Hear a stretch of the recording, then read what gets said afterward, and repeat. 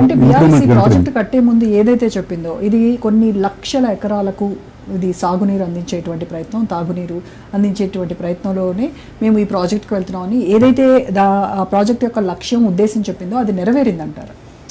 తప్పకుండా నెరవేరింది. దానికన్నా ఎక్కువ ఫలితాలు అందాయి.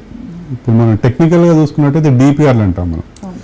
డిపిఆర్లు అనేవి ఒక మూస పద్ధతిలో ఉంటాయి. అవి ఇంజనీరింగ్ నిపుణులు ఇచ్చినట్టు ఒక విధంగా చెప్పాలంటే క్యాలిక్యులేటెడ్ ఉంటుంది. అవి ఎస్టిమేషన్స్ ఏంటి,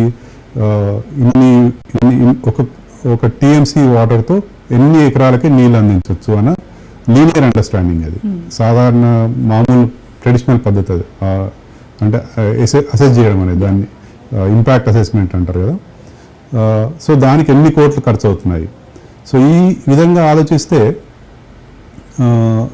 ఈ కాళేశ్వరం అనేది ఎక్కువ ఎక్స్పెండిచర్ అయి ఉండొచ్చు.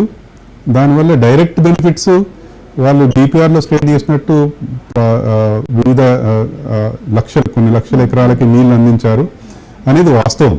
నిజంగా చెప్పాలంటే మనకి Telangana all of a sudden అంటే మనకి 50s ఇండిపెండెన్స్ తర్వాత 2020 నుంచే Telangana rice bowl of India ఎందుకైంది ఒకసారి ప్రజలు ఆలోచించుకోవాలి, మిగతా నాయకులు ఆలోచించుకోవాలి. ఏ విధంగా సాధ్యమైంది?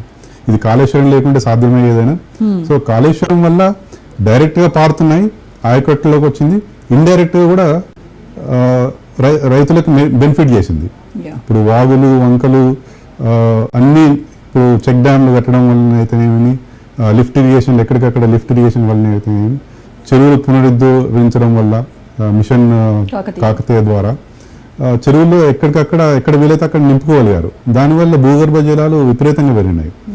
ఒక విధంగా చెప్పాలంటే దీనికి ఇండైరెక్ట్ బెనిఫిట్ రైతులు చాలా పొందారు. ఒక ఆయకట్టు ప్రాంతంలోనే కాకుండా పక్క ప్రాంతాల వాళ్ళు కూడా తాగునీరు ఒక ప్రాజెక్ట్ కింద ఆయకట్టుకు కాకుండా వివిధ వాగులు నింపడం ద్వారా ఇది ఒక అద్భుతమైన ఆలోచన అండి. యాక్చువల్గా ఇప్పుడు నాగార్జున సాగర్ దగ్గర తీసుకున్నట్టయితే నాగార్జున సాగర్ నీళ్లు స్టోర్ చేస్తే ఒక 10-20 కిలోమీటర్లు, మనకి ఎగ్జాక్ట్ ఐడియా లేదు, బట్ కొంతవరకు స్టోర్ అవుతాయి.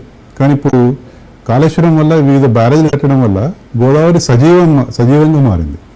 దాదాపు ఒక 50 to 100 కిలోమీటర్స్ వాటర్ అనేది స్టోర్ అయ్యి, ఎందుకంటే దాంట్లో స్టోరేజ్ రివర్నే రిజర్వాయర్గా మార్చిన డిజైన్ ఇది.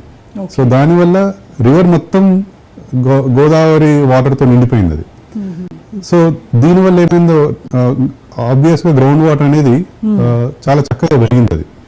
దానివల్ల అంటే మనము కాళేశ్వరాన్ని డైరెక్ట్ బెనిఫిట్ ఎంత ఉంది, ఇండైరెక్ట్ బెనిఫిట్ ఎంత ఉంది అన్న దృష్టితో కూడా ఆలోచించుకోవాలి. ఎందుకంటే తెలంగాణలో భౌగోళిక స్వరూపం ఎట్లాంటిదంటే ప్రతి ఎకరానికి నీళ్ళు అందించలేం. మనం కోస్తాలో అందించినట్టు ప్రతి ఎకరానికి కెనాల్ ద్వారా నీళ్ళు అందించడం కష్టం. కానీ ఇండైరెక్ట్గా భూగర్భ జలాలు పెంచడం వల్ల రైతులకు నీళ్ళు అందుతున్నాయంటే అది కూడా ఒక విధంగా సహాయం చేసినట్టే. అంటే మా ఆర్గ్యుమెంట్ ఏంటంటే ఒక రైతుని మనం ఒక బోర్ వేయకుండా కాపాడగలిగినట్టయితే ఆ రైతుకు ఇండైరెక్ట్గా 75,000 నుంచి ₹1,00,000 మనం సేవ్ చేసిన వాళ్ళం అవుతాం. ఎందుకంటే ఈ రోజుల్లో తెలంగాణ ఎక్కడైనా చూసినా ఏ ప్రాంతంలో ఒక బోర్ వేయాలంటే దాదాపు ₹1,00,000 ఖర్చు అవుతుంది. బోర్ వేయడానికి, మళ్ళీ దానికి కొత్త బోర్వెల్, లిఫ్ట్ చేయడానికి పైప్ లైన్, ఎలక్ట్రిక్ కనెక్షన్, ఇవన్నీ చాలా అంటే ఖర్చుతో కూడుకున్న పనులు. అంటే ఒక రైతుని మనము ఆపగలిగినామంటే ఆ రైతుకి మనం ఇండైరెక్ట్గా సేవ్ చేసినట్టు. ఒక 75,000 నుంచి ₹1,00,000 సేవ్ చేసినట్టు. అంటే మీరు స్టాటిస్టిక్స్ లేవు ఎక్కడా కూడా. కాకపోతే ఈ 2019 తర్వాత 2024-25 దాకా 24 దాకా అనుకోండి, ఎన్ని ఊర్లలో ఎన్ని బోర్లు వేశారు అనే ఒక స్టాటిస్టిక్స్ తీసినట్టయితే చాలా తగ్గిపోయినాయి, విపరీతంగా తగ్గిపోయినాయి. అసలు బోర్వెల్ కనబడనే మానేసినాయి కొన్ని ఊర్లలో.